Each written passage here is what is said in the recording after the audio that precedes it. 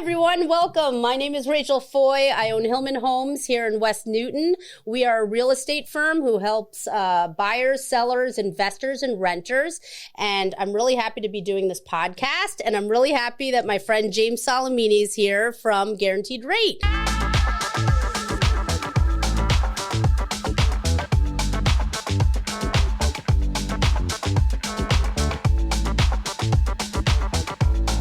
Into it all together. I want to go back to some of the things that we were talking about earlier, and I know what you mean when you say team, but I think it's good for, our friends that are out here watching this. What do you mean when you are referring to you need a team to buy a house? You can't just buy a house with a realtor. You can't just buy a house with a loan officer. You need everybody.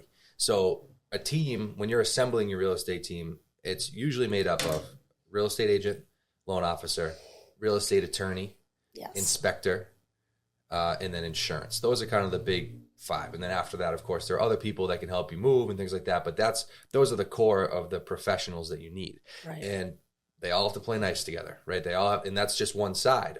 Then the sellers have their side. They have their attorneys, their realtors, et cetera.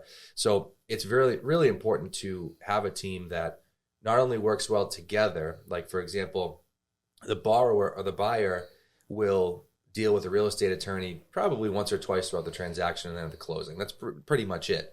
But my side of things, on the lender side, we're dealing with the attorneys behind the scenes with the title report on the property and dealing with purchase and sale agreements and anything else that may come up. And if there's a miscommunication there, or we don't have an open line of communication, that's when things get delayed. That's when people start to get upset, when emotions start to get involved because certain people aren't getting back to people. We have to have an open communication and be able to work well together. So it's just everybody plays nice in the sandbox in terms of seller side versus buyer side, but I have to work well with the attorney. You have to work well with me. I have to work well with the insurance. The insurance has to get us what we need. So really the mortgage company is what is all where the needs come in of documentation, things we need. But then the attorneys have to be able to go to record and work with the sellers. So it's everybody with one goal in mind of closing this transaction and going from seller to buyer, but there's many people involved that have to make that happen. Absolutely. And I always say to the clients that treat me like I'm your project manager, because what they don't realize is, yes, they might choose me and they like me, but then I also have to then go to the other side and deal with that exact team that you're talking about, make sure the realtor on the other side, pays attention, make sure their attorney's actually sending the contract over, make sure that everything is coming together. So I'm going back and forth with all of those people. And it always drives me crazy when, I meet with new clients and they say, my parents' friends, uncles, nephews, dog walker is a lender and I want to use them. Or we have an attorney, but they're not a real estate attorney, but, Uncle Bob will take care of it, because that's not part of the team. And that person has to fit into the deadlines. Like, even think about Massachusetts in general. Like, we don't have on or about for our deadlines. Right. If the purchase and sale is due on Tuesday, X date, everyone expects it to be done on that date, not, when Uncle Bob wants to get off the golf course and, look at the contract. So the team really is so important. Absolutely. Yeah. I think that time is of the essence. And especially now in this market, everything's moving super fast. The 45-day closings in most cases are gone. 30 days is the new norm. We're closing loans in 2 to 3 weeks, and it's just the need is there, and we're doing it. It's just more important than ever to be able to get it done. But also on the other side of things, even just getting it done, it's more so everybody playing nice. If a deal's going smooth, there's nothing worse, in my opinion, than someone trying to make themselves worth whatever they're being paid. Right. Meaning a closing attorney or someone just trying to kind of puff their chest and demand something or make themselves known. And all that does is throw a red flag up and cause hysteria for the buyers, because they have no idea what's going on. And I always compare this to, for a buyer, it's like studying for a test, right, in college, which you don't remember. I don't remember a single thing I learned in college, to be honest with you. Maybe I do, probably no not, way. Right? But you're studying, you're learning all of this stuff during this transaction. You're learning the mortgage side, you're learning the real estate side, learning the real estate attorney side, insurance. You learn so much to get to the closing. That's your test. You pass the test, now you own the house, and you forget everything until you go do it again in however many years. So for us, it's just all about keeping everything in line and getting to that closing date and making sure everybody's happy without causing any hysteria. Absolutely. And there's always some hysteria, but I always say they're allowed to freak out on me 3 times. And then I'm going to take them aside and we're going to have a meal or a glass of wine, whatever it needs to be. Yeah. And then we're going to come back together, because it really is not like HGTV. I'm not going to be showing you 3 houses and then we're going to go clink glasses, cheers, and we're good at the end. Yeah. It is a gritty process and there's ups and downs, and you need that team to kind of even the playing field, because it can be super annoying along the way. But also to really back in a little bit. And again, that's the emotions.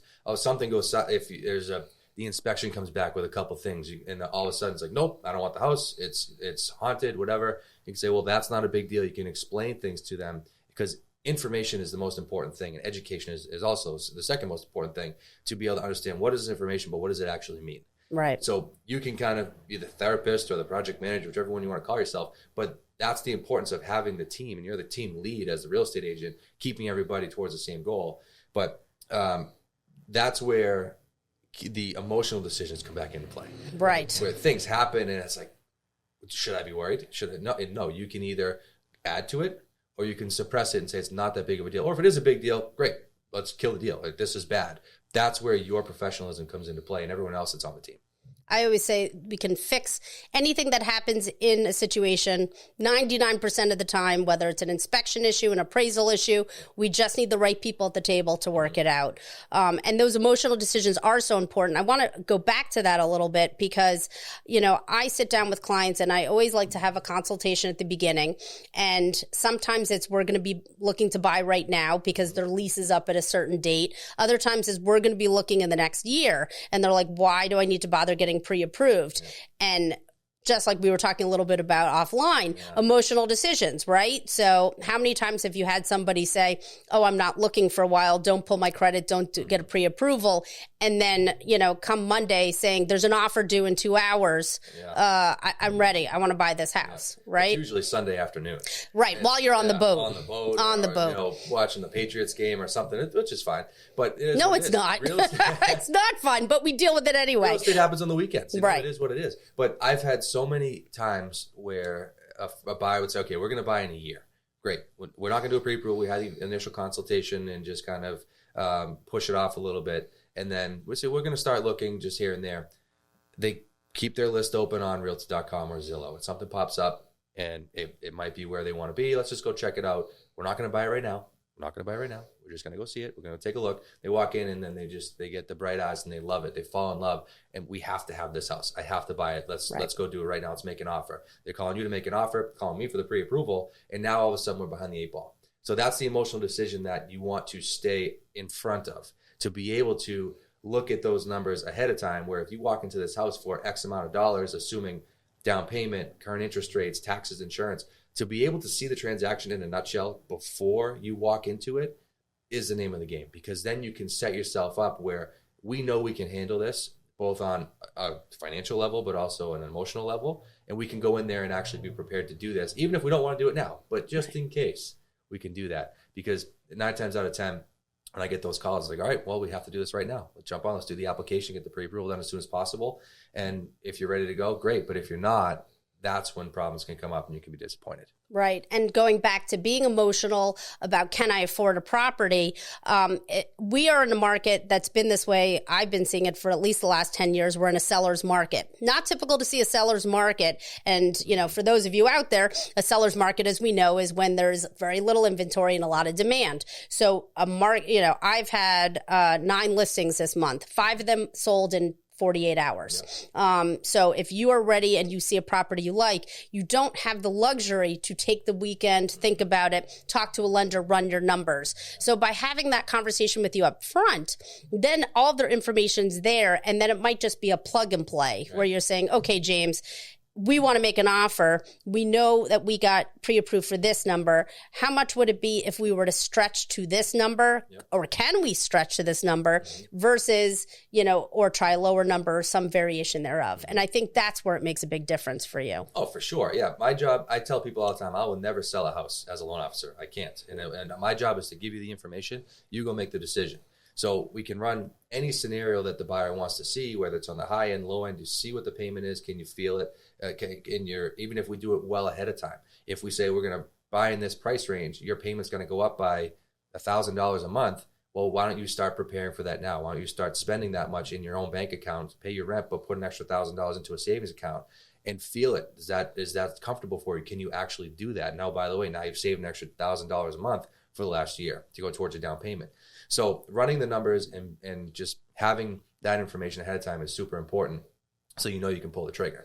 I agree with that. It's funny for me, not funny, but the evolution of a first time home buyer with that people that come in and even when they're super prepared and they're like, okay, we're gonna make an offer at this amount and we're gonna be super strategic about the offer price, and we're gonna go in under asking price. We're gonna try to get a deal, and we're gonna make Rachel look at all these different options, and then you make an offer and you get blown out of the water. Because all of a sudden you went 10 grand under asking, they went 50,000 over asking, because that's what this market calls for in some cases. And they're like completely, tail between their legs. They don't understand why, and they didn't understand that that's what was going to happen.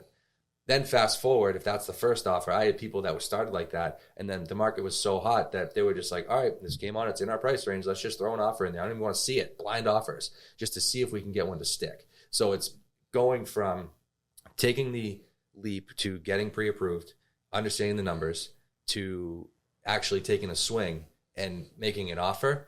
That's always kind of like the sticking point or the jump off point. And then from there, it's like, all right, we've done this. This is easy. We can keep doing this until we find the right one. Right. And don't get emotionally involved. Speaking of emotional decisions, don't get emotionally involved until the house is actually yours. Yeah.